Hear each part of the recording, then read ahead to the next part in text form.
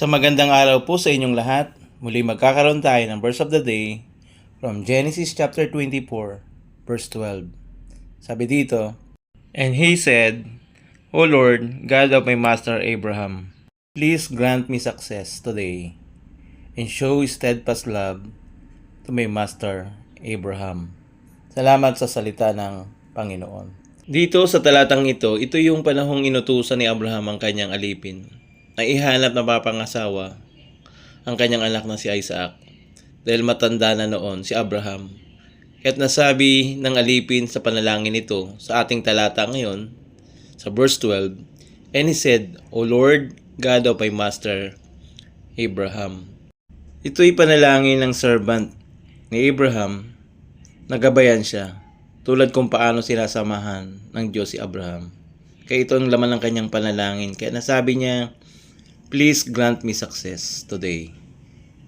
Na magawa niyang inuutos sa kanya ang kanyang among si Abraham na ito ay maging matagumpay na maihanap na mapapangasawa ang anak nito na si Isaac. At ano pa? And show steadfast love. Ang kagandaang loob ay pagkaloob kung anong nais ng puso ni Abraham para sa kanyang anak na si Isaac ay pagkaloob ng Panginoon. Kaya nasabi ng servant to my master Abraham, his request na ito ay mangyari.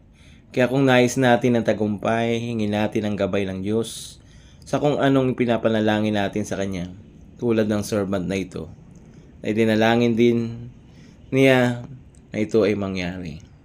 At nawa, idalangin din natin ang kagandaang loob ng Diyos upang matiyak ang pagkakaloob ng tagumpay na maging masunurin sa inuutos sa atin. Tulad ni Kristo Jesus na naging masunurin hanggang kamatayan sa krus at dinala tayo sa tagumpay. Anong tagumpay? Yung tagumpay na tayo makalapit sa Diyos at pagkalooban ng kaligtasan kung tayo ay mananampalataya at magsisisi.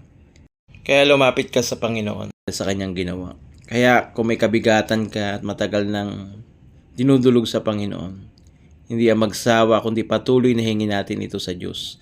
Dahil kung ito'y kalooban ng Panginoon, pangyayarihin niya ang mga bagay na ito at tiyak natutungo ito sa tagumpay. Nawa masabi din natin, please grant me success. Na yung ating request, ikatagpuin at katugunin ng Panginoon.